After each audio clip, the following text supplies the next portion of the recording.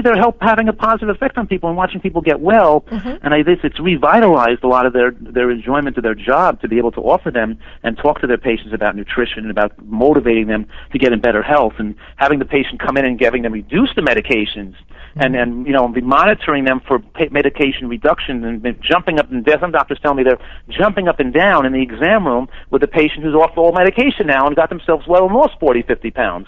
That's fun to see people get well. You know what I mean? Oh, absolutely. I mean, I do that in my own practice, not the physical wellness, but the mental health wellness. It's wonderful to watch people get healthy and make better choices for themselves on no matter what part of their body that they're improving.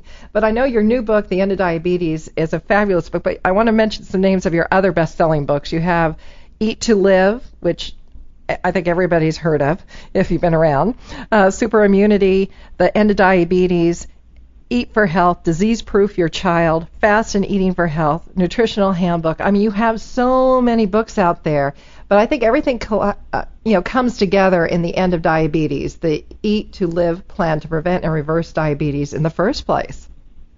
Well, thanks so much. It's certainly the most updated and modern of my books. So, and for people who really want to get well or who have some medical condition they would like to recover from, I think it'll really motivate them and push them in the right direction. Oh, sure.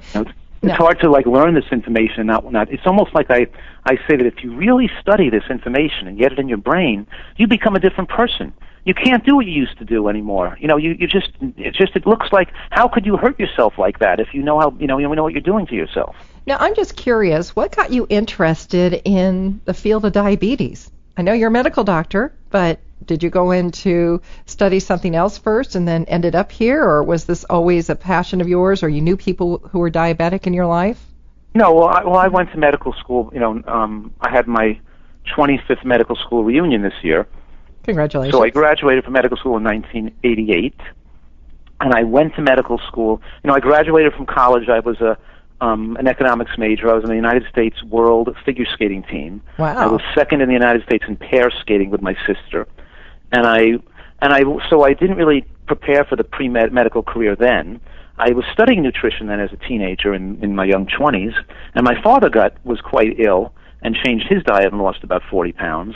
And then I started reading all kinds of nutritional books, and I realized that I was getting excited about what nutrition could do for people as opposed to taking medication. So even in my early 20s, I recognized that the population was going in the wrong direction. And I became enthusiastic about studying this field, and I decided then to go back to take the postgraduate pre-med program at Columbia because I hadn't taken the pre-med requirements in college. And then I went back to the University of Pennsylvania Medical School after attending the postgraduate pre-med program for 2 years at Columbia. Wow. So I went to medical school a little bit later on in life, but I did so with the intention of being a physician that's specializing in nutritional medicine. So I did so right from the start. So a lot of doctors, practiced for years and years and got fed up with medicine and then went back and learned this stuff, where I really started with this career in mind right from the very beginning. Well, and also as an athlete, too, you were probably always concerned about nutrition and being the best that you could be and being good to your body. So those early lessons definitely found its way into your life.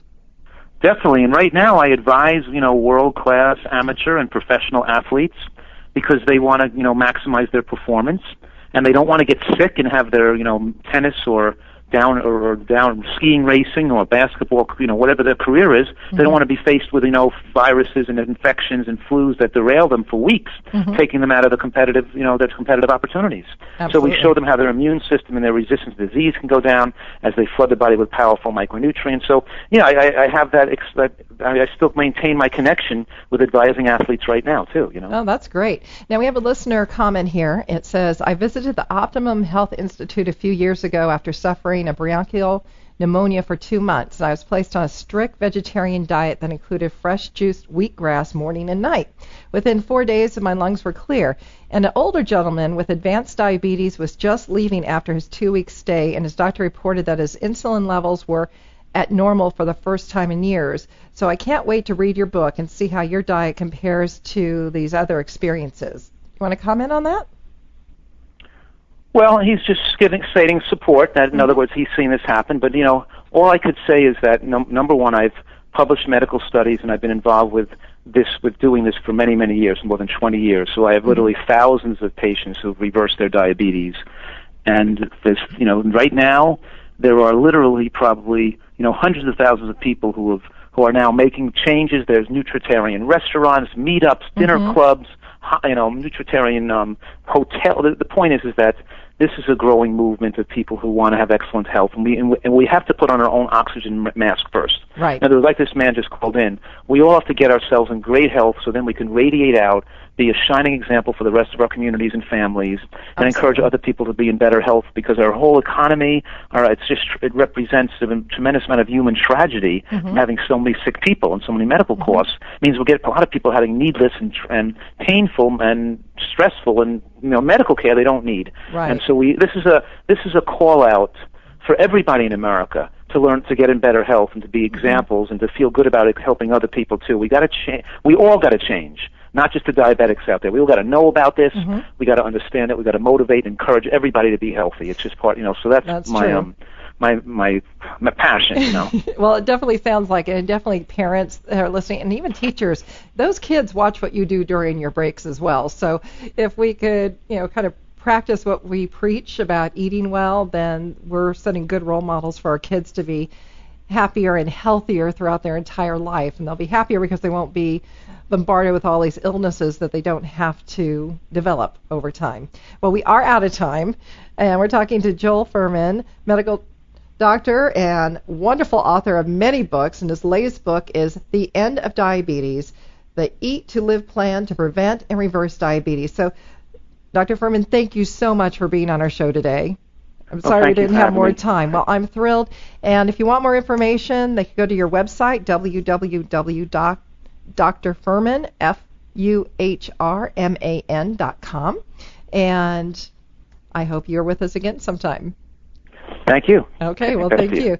And we'll be back with more Answers for the Family next week. Please join us then. Until then, have a wonderful weekend. Bye-bye.